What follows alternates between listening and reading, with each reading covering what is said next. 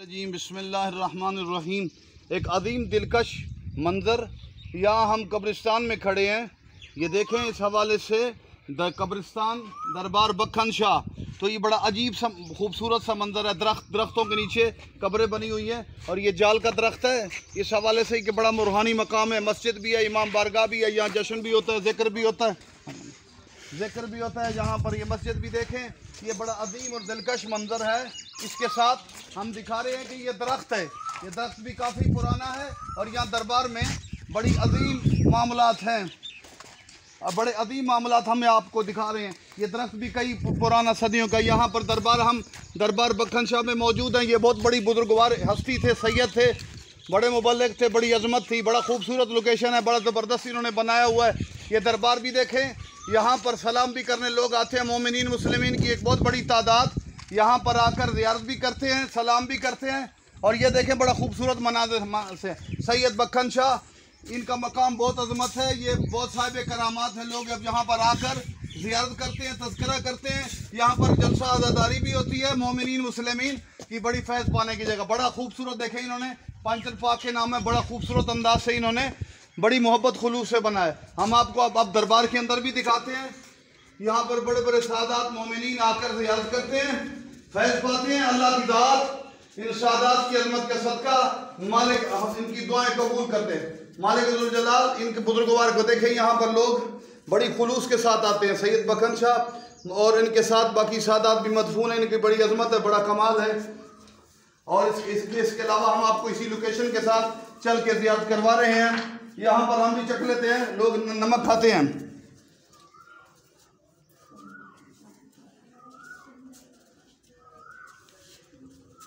देखें जी, यहाँ पर मोमिनीन के हवाले से या अली मदद सरकार हुज्जत दौरा इमाम ज़माना के हवाले से निशानियाँ मौजूद हैं। ये बहुत बड़ा अजीम मकाम है, बड़ी रूहानियत वाला मकाम है। मोमिनीन को चाहिए ये बख्खन शाह किबला उस्ताद उलमा किबला मोहम्मद यार शाह साहब के कुएं से कुछ फासले की तरफ, कुछ फासला दूर यहाँ शुमाल की तरफ ये वाक़ है। मोमिनीन को चाहिए कि यहाँ आकर नमाज भी पढ़ें, इबादत भी करें। तभी रूहानियत का असर है कि पहले नमाज, इबादत, जिक्र हो।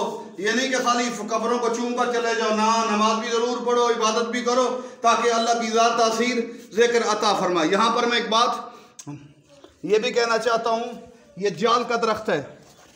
ये जाल का दरख्त अमूमन जनूबी पंजाब के इलाकों में बहुत ज़्यादा होता है।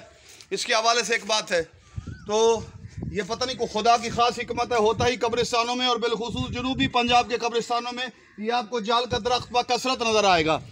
यहाँ का एक और बात बताएं, इसी की दरख्त की शक्ल में इसराइल में एक दरख्त है, जब वहाँ इब्रानी ज़बान में उसका बड़ा अजीब सा नाम है। तो वो इसका तना मुख्तलिफ है। उसका तना बिल्कुल सीधा और तरह का होता है, बाकी पत्ते वगैरह तकरीबन इससे मिलते हैं। और एक बातिल नज़रिया जो यहूदियों का है कि ये दरख्त जब इमाम ज़माना अलैहिस्सलाम आएंगे तो ये दरख्त हमें बचाएगा। हालांकि ये उनकी बात गलत और बातिल है। अलबत्ता ये ना समझे कि ये बिल्कुल उसी का दरख्त है। तना उसका मुख्तलिफ है, बस ऊपर से वो मुशाबत रखता है उस दरख्त के साथ।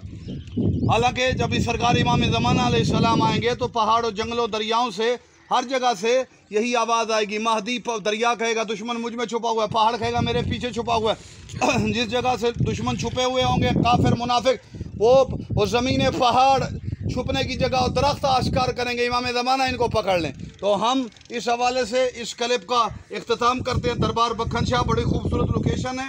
और देखिए, यहाँ पर मोमिनीन भी खासी तादाद में मुस्लिमीन बैठे हैं, जो ज़ियारत भी करते हैं, तज़किरा भी करते हैं और सैयदादे से फैज़ भी पाते हैं। मालिक ज़ुल जलाल हमें अच्छे अमल और इन सादात की सीरत पर अमल करने की तौफ़ीक़ अता फ़रमाए। वस्सलामु अलैकुम व रहमतुल्लाहि।